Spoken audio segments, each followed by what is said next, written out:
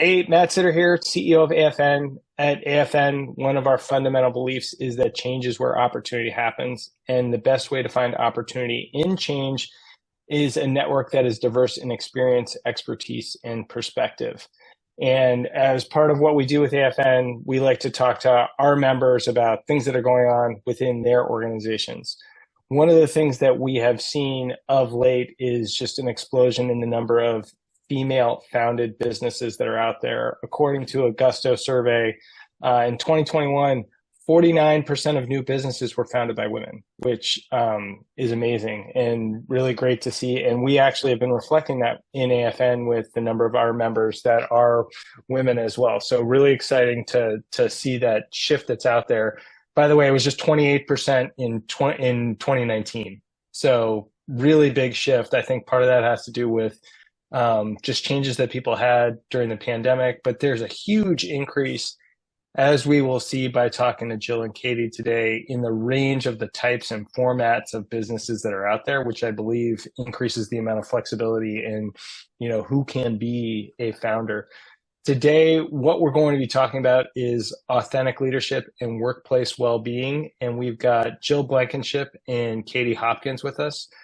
Jill is CEO of Frontline Group. They do call center outsourcing, technology, and services. And Cadie is the co-founder, executive producer, and creative director at Iron Butterfly Media, and has a long history in the intelligence community, was an intelligence analyst at the Department of Defense. And Jill has been a parent to two men that served in the Navy. And so great to have you guys here and to have your efforts reflected in the service that you and your families have done.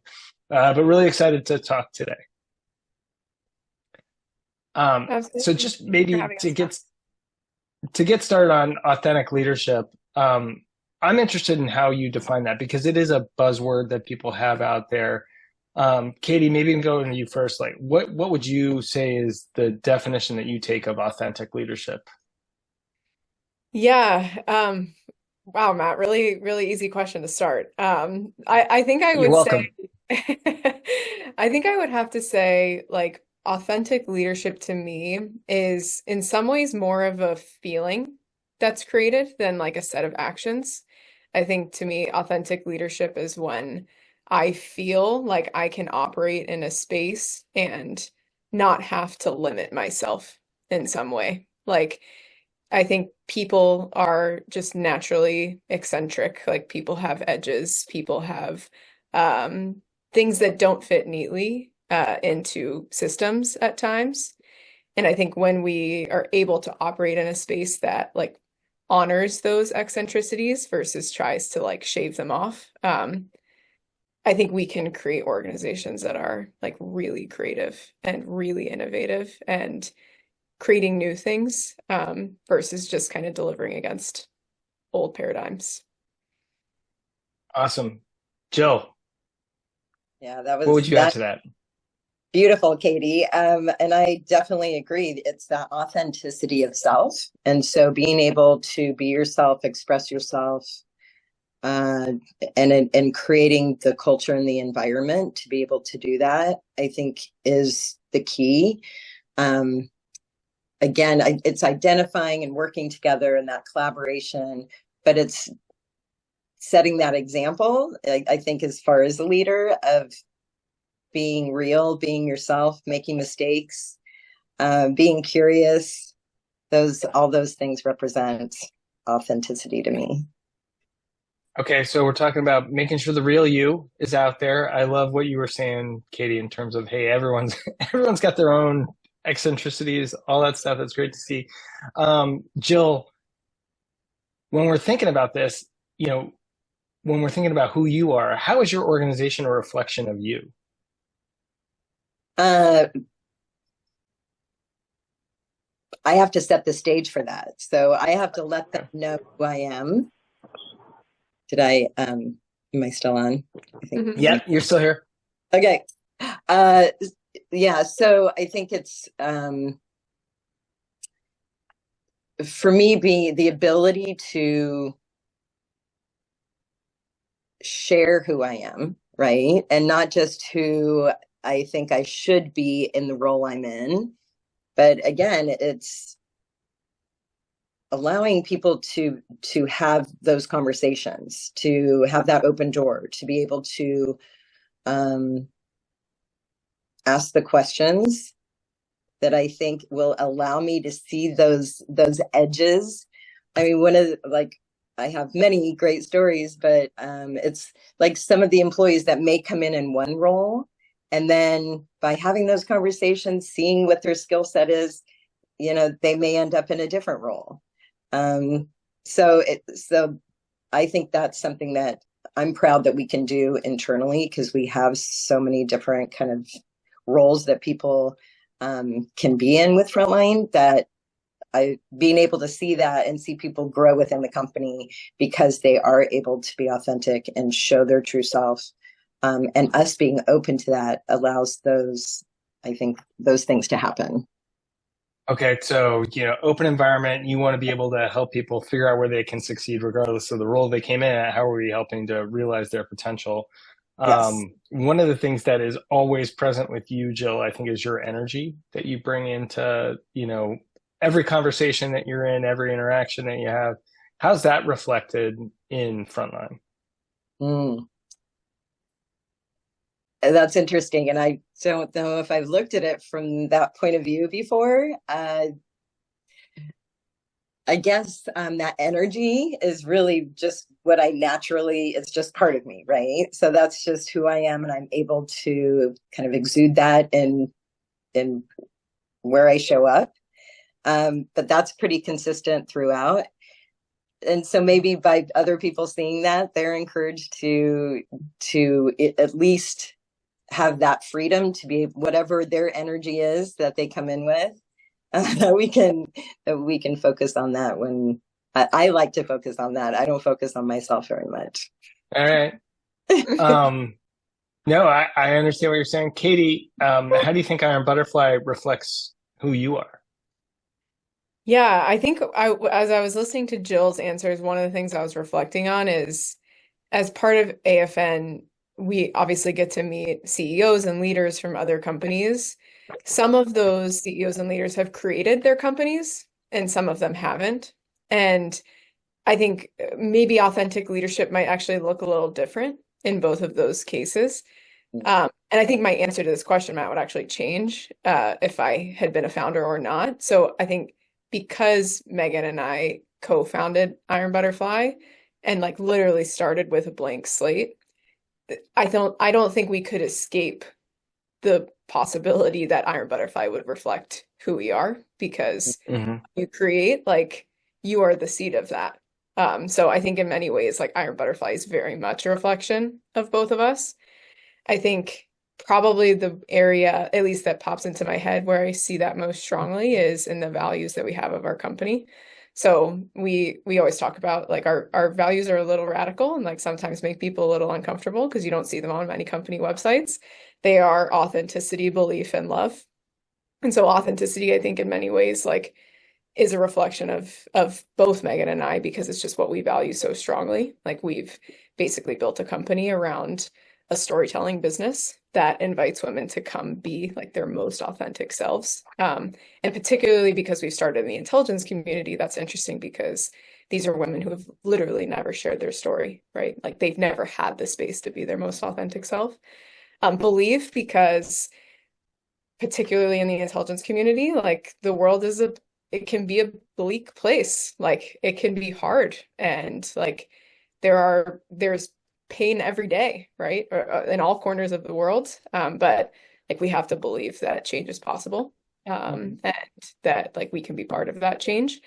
And then love, because, like, as I said before, it's kind of, we wanted to create a company that, like, had a certain feeling. And to us, like, we wanted every single person that interacted with Iron Butterfly to feel different when they left. And we were searching for the word of, like, what that really was, and love is what we came up with. So I think in many ways, because we've created this from the ground up, it's like very much a reflection of our own values, and like the way that we operate in the world and what we wanted to bring to members of our team, but also anyone who interacts with us. I think that's awesome. And, oftentimes when you hear about company values, they can be a list of 10, right? And nobody can remember 10 things, I would say. And they shouldn't be aspirational in my mind. Very much what you're talking about is that I'm telling you who we are based on this. If you want to be entertained, look up Enron's values, and you'll see things that didn't reflect who they were at all. But Cadie, you talked about that idea of like coming up with some of these words. How difficult was that a process between you and Megan in terms of being able to, really give a label to what those values are? Yeah, I think it was like simultaneously easy and hard. I think what was easy was like identifying like the essence of what we were creating, but what's always hard is like putting words to that and like framing it in a way that I think makes sense to other people and like communicates that to other people. But yeah, it took us like it took us a whole day of just like sitting together on the water outside, like just writing down like what it is that we wanted to build and what it is that we wanted to create, like what was most important for us to protect.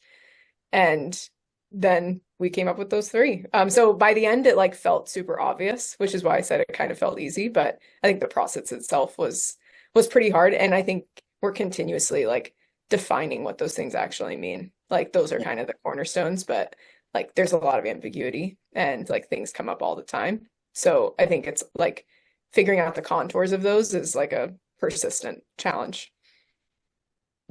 So you use that to let people know, hey, here's who we are. Here's what Iron Butterfly is. Jill, do you do anything similar with Frontline to help people know, like, hey, this is how things are around here. These are the things that we hold dear. Absolutely. And we do that consistently because times change, environments change. But Cadie brought something up that I can really relate to, which is, I think when you're building something, you're out there, you're vulnerable, you're exposing yourself and what you stand for all the time. And so I think for me, I've brought that through the last 18 years, starting Frontline, starting other companies along the way, which is, kind of the idea of I can do this, anyone could do this, because, I've like part of the challenges that I've had has been being a single parent and raising a family by myself, as well as, creating financial security along the way. And, starting companies with that risk of not only the time and resources, but again, wanting that to be successful because I needed it too. So I kind of grew up along the way with everyone else who's grown up with Frontline. So it's a really good feeling. And with that, though, comes those kind of expectations and setting an example and again, trying to help people achieve their dreams because they can overcome, I think, the challenges as well.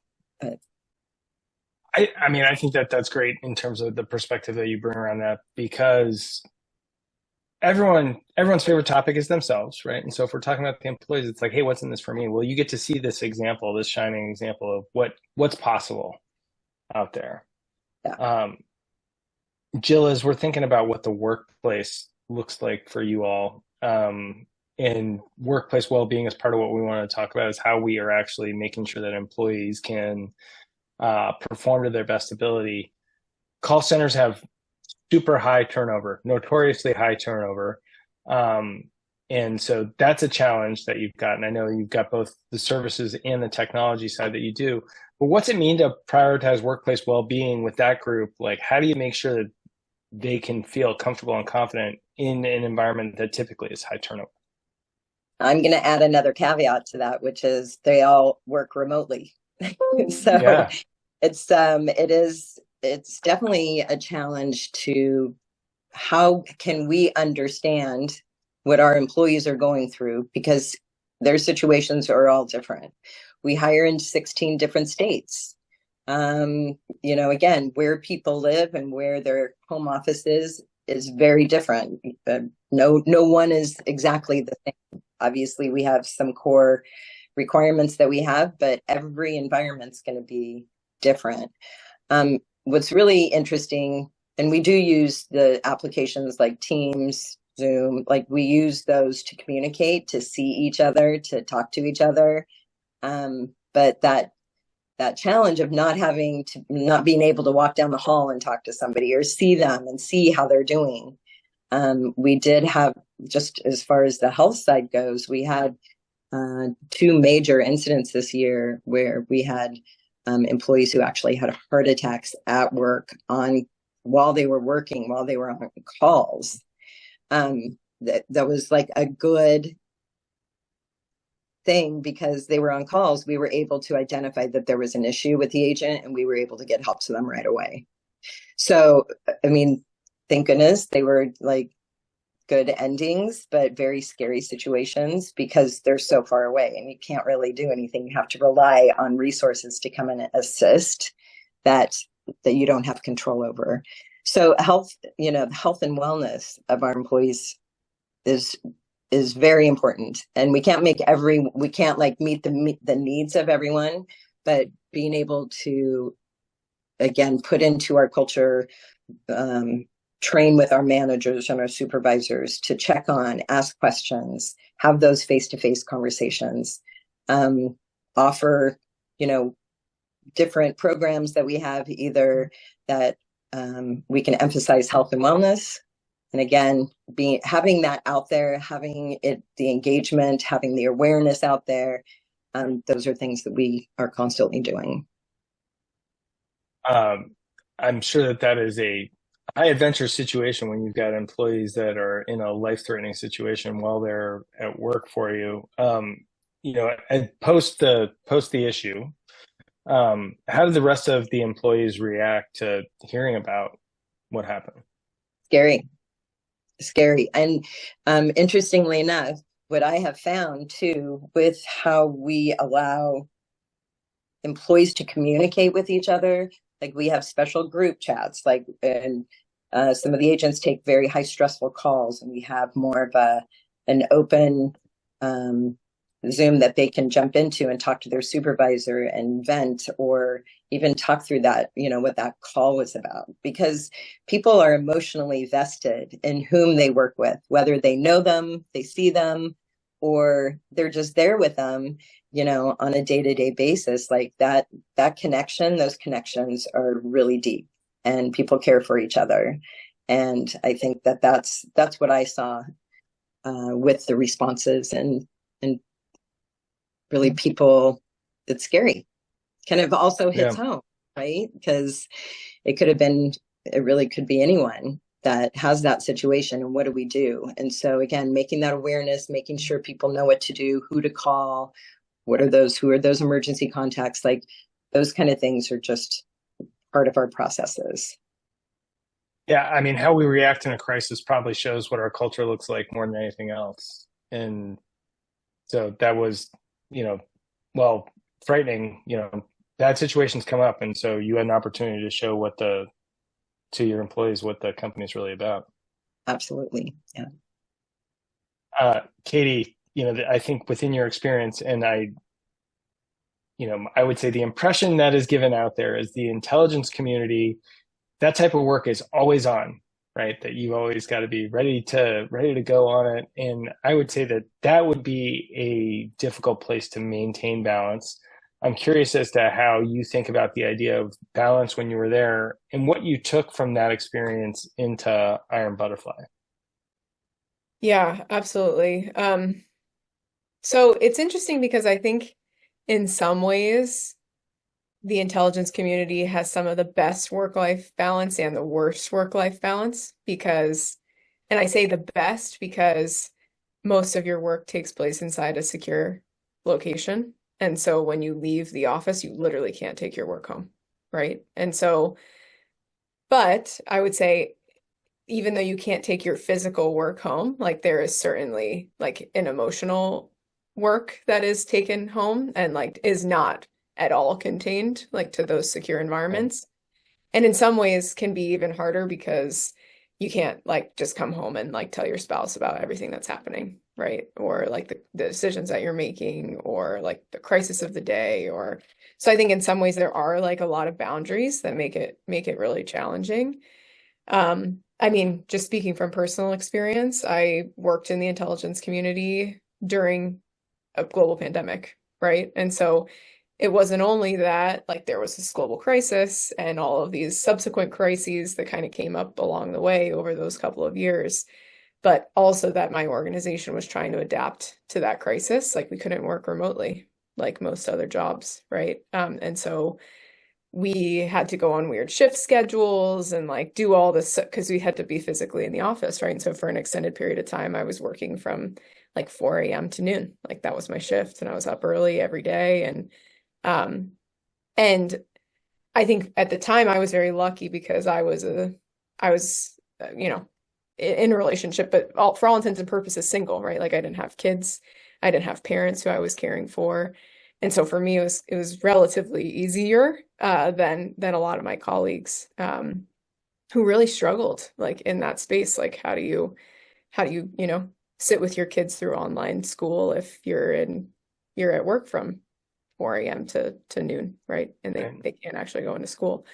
So I think in many ways like that was really challenging. And so I kind of saw like almost like the deterioration of a workforce like over the few years that I was there. So I think now just kind of thinking back to that time and like how we've built Iron Butterfly, I think like what I witnessed when I saw that experience, when I had that experience, was like you cannot deliver like when you are afraid, like when you are unwell, when you are overworked, like when you are run down, when you're feeling like insecure in some ways. Like, we can't deliver from that space, and like you certainly can't create from that space.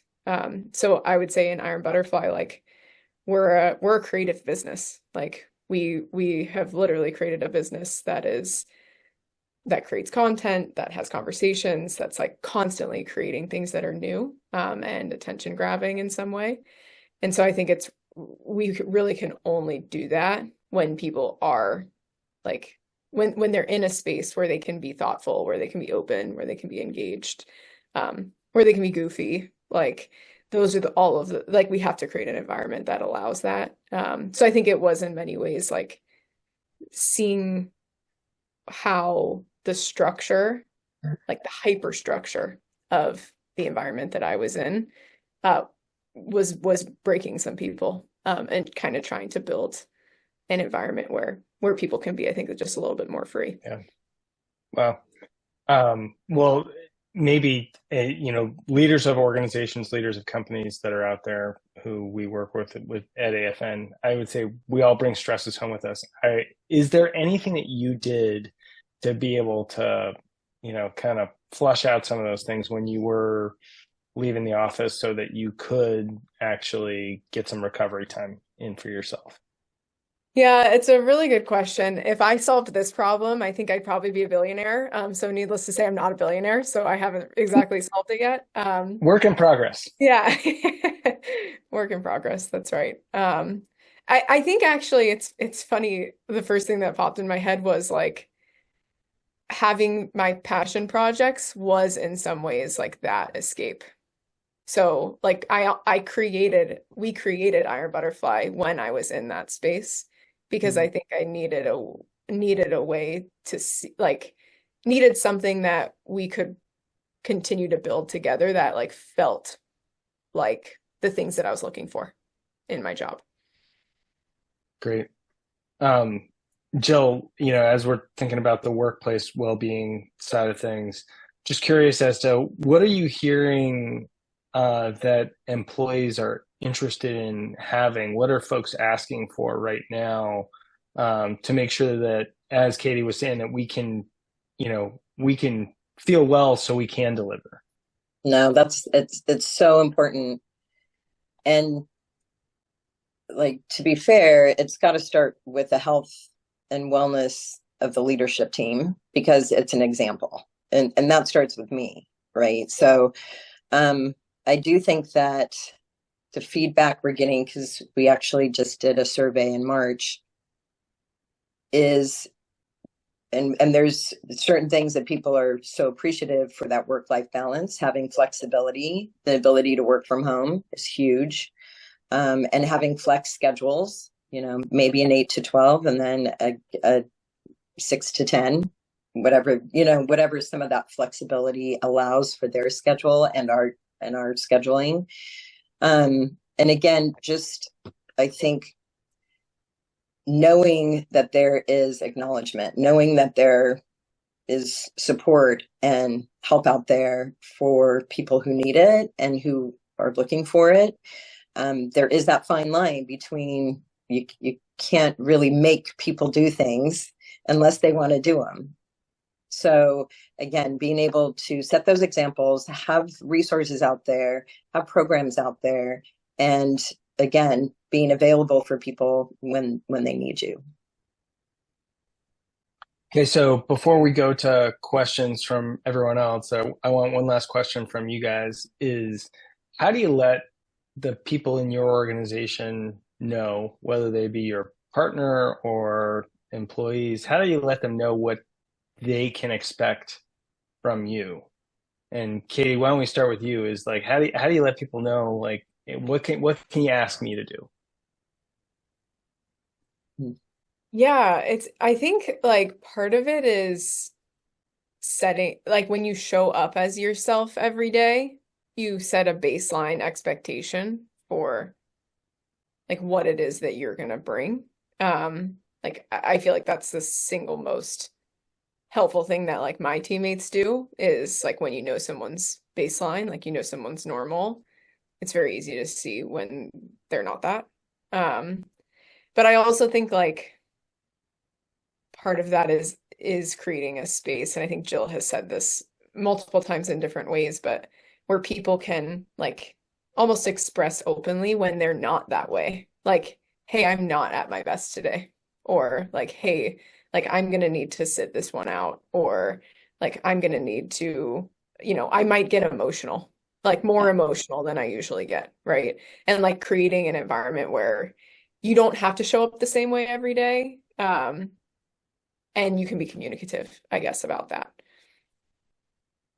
I think that's great, and like you're kind of saying, like, hey, we should be self-aware during these times as well. If we're able to communicate what's going on with us, that sets a tone for how are we making sure that we understand ourselves.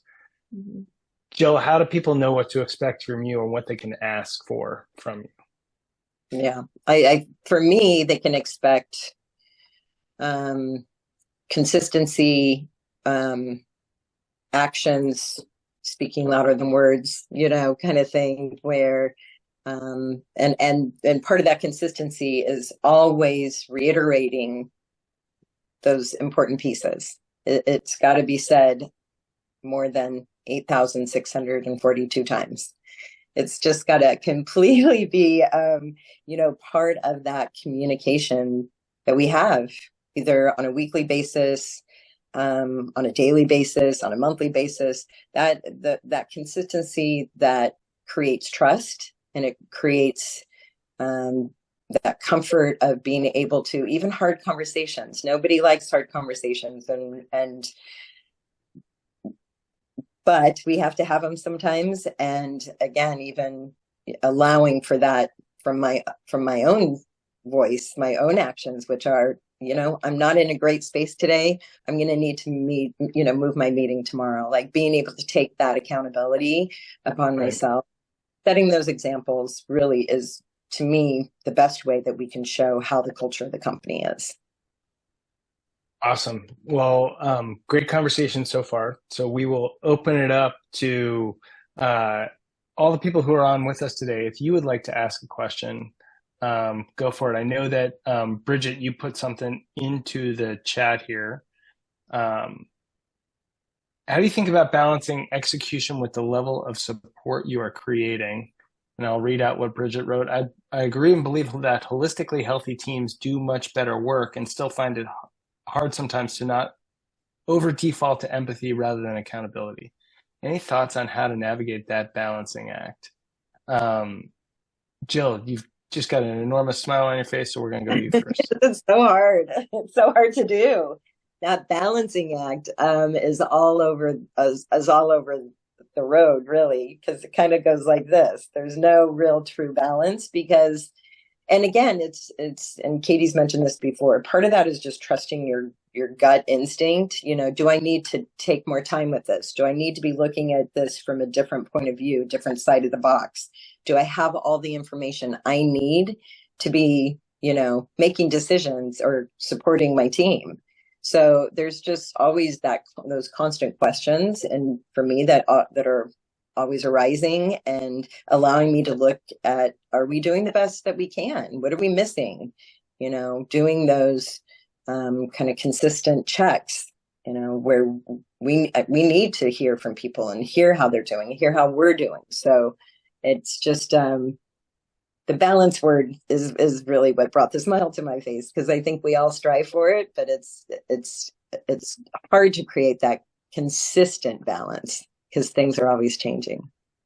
So maybe a follow-up question on that for you, Jill. When you're thinking about, you know, the organization exists to accomplish something, Yeah. right? When you're thinking about the goals that you're trying to set for an organization, obviously we want to, you know, we're trying to take care of people so that they can accomplish those goals.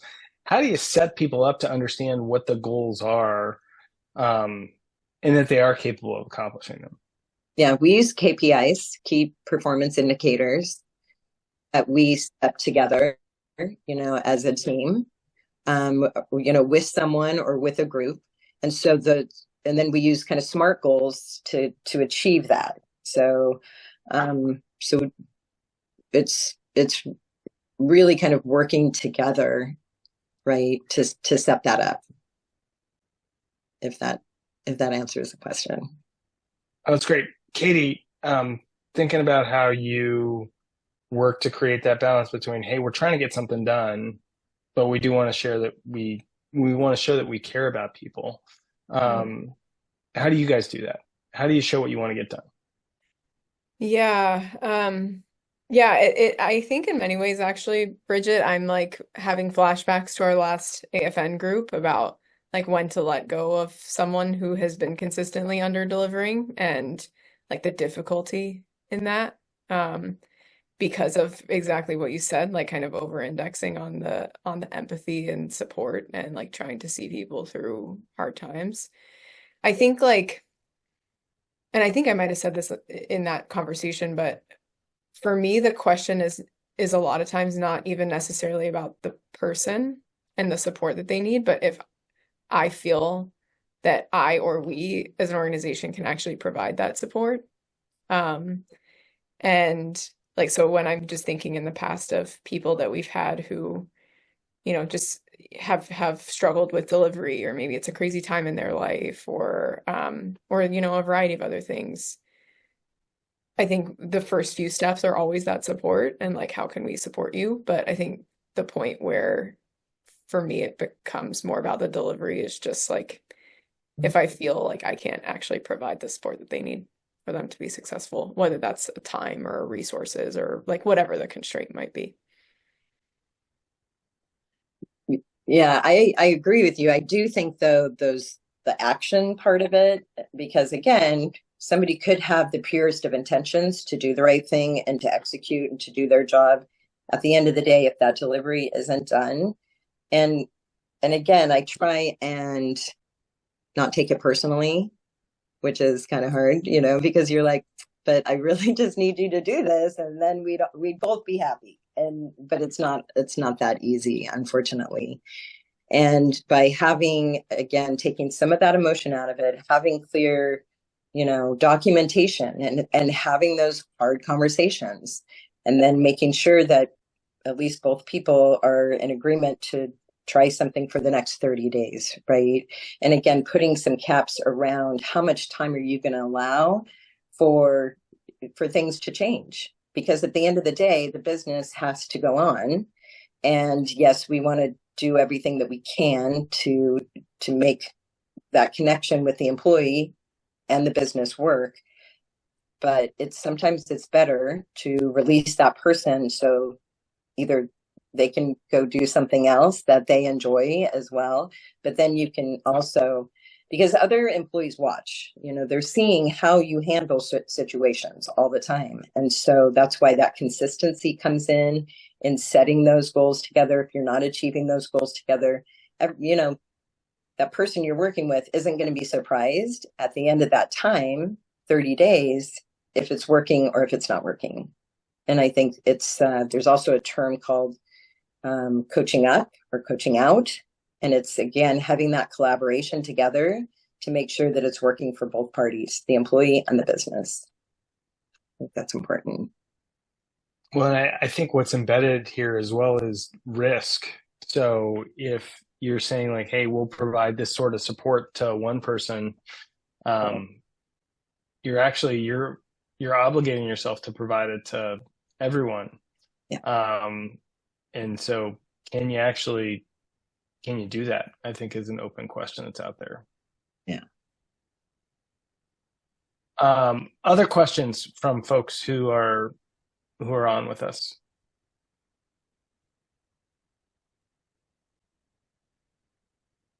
This is from Laura on the idea of KPIs and goals. How do you think about how firm you as a leader set those ahead of time and then invite your teammates to have a voice versus truly brainstorming, co-creating those with a team? So where are you leading versus where are you using everyone's creative juices to come up with what the objectives are?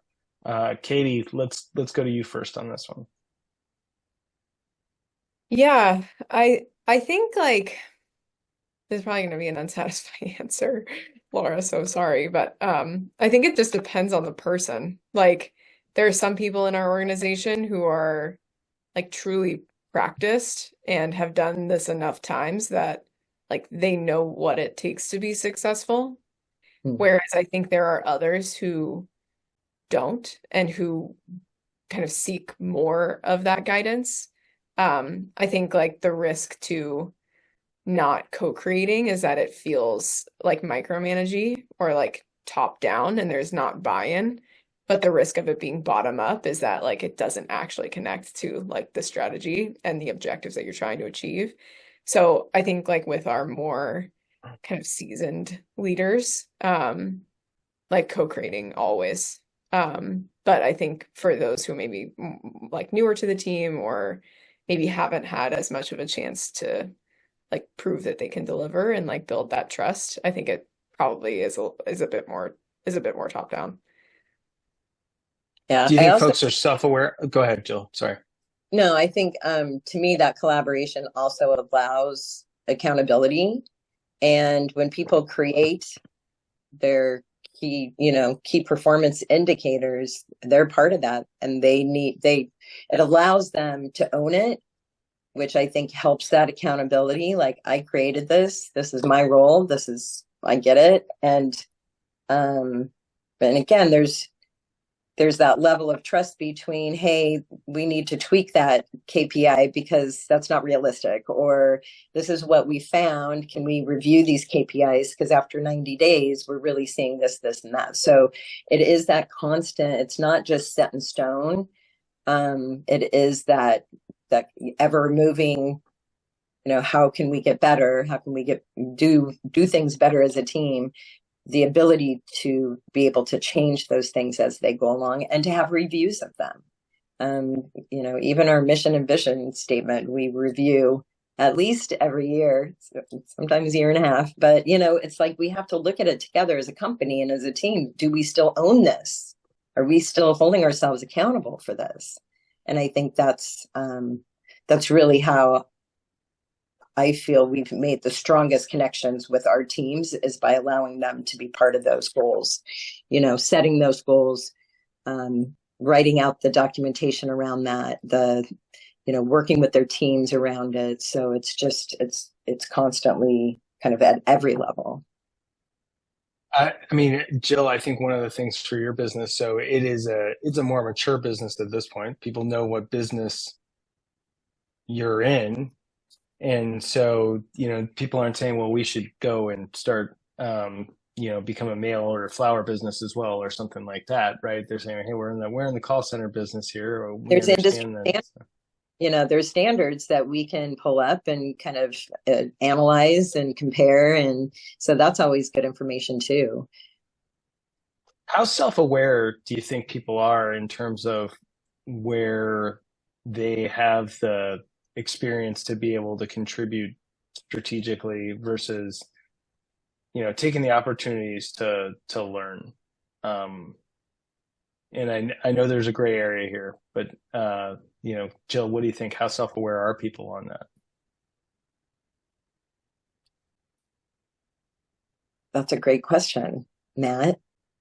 And I think it's a really hard one to answer. I would hope that we have a lot of self-awareness. Again, kind of creating that culture of vulnerability and transparency and working together, to me, kind of allows that to happen, right? So I would hope that people are self-aware. That's all I have, though, is hope. Oh, that's good. Cadie, what do you think in terms of self-awareness? And then if there's a gap in self-awareness there, how do we help get people understanding why we're moving in a certain direction and still haven't bought in? Yeah, I think in general, similar to Jill, like I definitely hope that there's self-awareness. Like I think that's like where we have to operate from as leaders, is like from that hope that there's self-awareness. When there is a gap, I don't know, I guess as a leader, my mind immediately goes to like, what could I do differently if there's a gap? And typically it's that like feedback wasn't delivered frequently enough, or like in real time enough, or like, hopefully we're not just having these conversations about like goals and delivery when we're doing KPIs or like when we're doing performance reviews, but like routinely, just as part of like the way that we interact with one another. So if I had somebody who like there really was a fundamental misunderstanding, it would probably, and sometimes like I think for us that's possible because we have like a lot of 1099s. Like we're not working with full-time employees, right? So it's not like they're steeped in it every day. I think it's just like the challenge is always creating opportunities to like really deliver that truth, like in real time, like as frequently as we can, just to keep it top of mind and keep that conversation flowing. I mean, a couple of things that came across from both your comments, I think, is, you're both saying, hey, I hope people have self-awareness. I think that part of what you're going into and the people that you want to bring into your business is how are we selecting for people that are self-aware in some way, right? And I think also embedded within this is people wanting to get better, right? I think with what you saying, Cadie, was I giving feedback in the right way? The implication there is that people want to be, attaining some level of mastery higher than where they're already at, and that we ought to be selecting for that as well. And that probably says something about the cultures that you guys try and drive as well. Other questions? Yeah, go ahead. I have a question. Hi, Cadie and Jill. Please. Thank you so much for today. It was really great hearing you guys. It's a long story, but I recently inherited, if you will, a business that needs to turn around very quickly or will need to shut the doors. I've learned so much in all of these groups and listening to Matt about transparency, communication, culture, authentic leadership today, and I want to communicate all of that, which I have been, so that they understand the situation. But my concern is, am I over communicating, right? I don't want them to suddenly have such a high level of anxiety that they can't do what we need to do to try and turn this around as a team. And I feel like I'm cautiously monitoring that, but I didn't know if either of you had a situation where literally there's a clock ticking and you're really trying to like turn the Titanic around. And how do you keep the team informed and empowered, but without causing them to flee the ship, if you will, before it needs to, and start looking for other opportunities? Yeah, that's hard because it's important. I think it's important to share the information, right? This is where we're at today. There needs to be a sense of urgency when you have to pivot quickly, and you need them to be part of that pivot. So you've got to be really positive. You've got to bring the positive, not all the negative, right? Somebody gave me an example of using a hamburger, right? So you've got the top bun, which is we're encouraging, we're staying very positive. You bring in the meat, and that's where we're at today. And it's going to be a tough conversation. And then we end it with, again, more of that uplifting, we're in it to win it together. So let's go. If that helps. I love that analogy. Yeah. You've got to be real, and you've got to be encouraging, and you've got to be, there needs to be that sense of urgency with everyone moving together. And I'll tell you, there's a beauty that comes when you accomplish things as a team like that. There's something that everyone can take away from that accomplishment. And effort, part of the accomplishment is let's just get this boat turned, get it to dock, and walk away. That right. May be the more clarity that you can give what you want to achieve at the end is really important. So everyone's kind of going in the same direction. Yeah, my concern is I don't think we're going to be able to do it, to be honest. And so then I have to start, okay, how many months back out from this deadline do I start preparing the team and helping them exit and find something that works for them? And again, they'll appreciate that, because I'll tell you right now, things, it takes time to find a new position somewhere. And again, you want to be part of, obviously, everyone jumping ship. That's not the goal, but your goal is, let's put together an exit strategy that works for everyone, right? Right. I'm going to need these roles for the next 90 days. I'm going to need these roles for the next 6 months, or whatever that timeline is, as well as then offering letters of recommendation, opening up your network, for your people that are on this journey with you. So I do think you can still have that same effect of working together as a team. Just the outcome is different with an exit strategy. Right. Thank you. Thank you. Yeah. And I love that answer, Joel. The only thing that I really also like the hamburger metaphor. I think it's really helpful. And what it made me think about is when we were trained as analysts to write intelligence reports, it was almost always bad news. Like, there was never an intelligence report where you're writing good news, right? But it was never just, this is the bad news. Like, the end of the article was always like, these are specific opportunities that you have as the policymaker, right? And so, like, I almost see that, Jill, is like your bottom bun of like, totally. These are like the specific things that like we all as a collective can take ownership of to turn this around. And like, if there are not those, then that probably does tell you a lot about your hunch, Betsy, of like, this is salvageable or it's not. But like, bad news without opportunity is just bad news. So like really identifying those like key things that people can become invested in and like put their energy towards, that, maybe it's not a sure thing, but there's at least a probability that it could benefit the company. I just really like that metaphor. Jill, I'm going to use that. Please do. It helped me.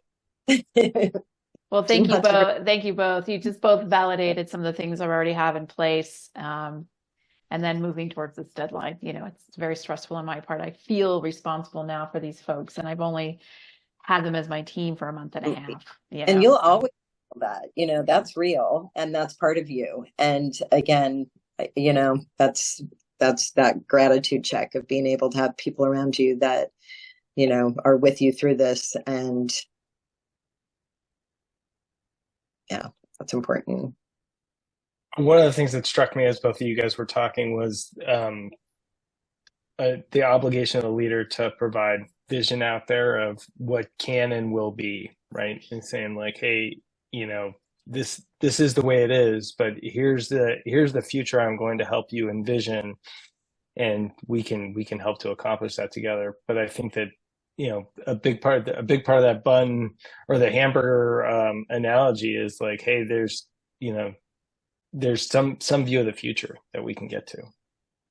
Yeah, I had a CFO that it would always use that term. We have an opportunity. And I would know that it was probably something that wasn't great, but he would like, we have opportunity. And I'd be like, oh, okay.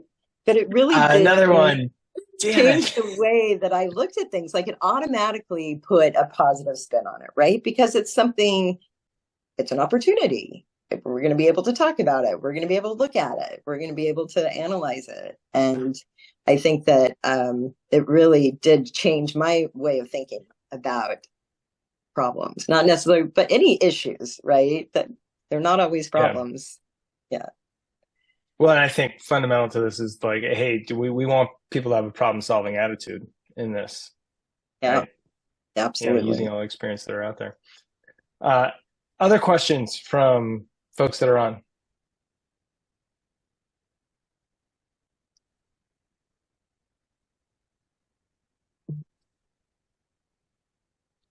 All right. Well, Jill and Cadie, any final thoughts from you guys? Cadie, we'll let you go first. Any final thoughts from you today? I just want to, say thank you to you and AFN and Betsy, and also to Jill. I learned a lot from just hearing you talk about your business. I can hear definitely that energy that Matt's talking about. And the hamburger metaphor really will stick with me. I think it's a really good frame. So yeah, thank you for hosting this conversation. It's a really important topic. Yeah, AFN I've been working with AFN now and Matt and different hub groups now for over 2 years. So it's super exciting. I've learned so much. I get to work with amazing people globally. Like I think the space in my mind has broadened, knowing more about how other companies are run, how other CEOs are doing it, but not just in our country, but other countries as well. And I'm seeing that global connection getting stronger, and I like it. So thanks, Matt. Thanks, Betsy. Thanks, Cadie. Yeah, I think so much about this is like the theory versus practice. All right, and can you only learn from the mistakes that you make, or do you get to learn from other people's mistakes too? That's my hope, is that we can actually get better by learning from what everyone's doing out there. You guys are amazing. Thanks so much for spending the time today, and look forward to talking to you both real soon. Thank you.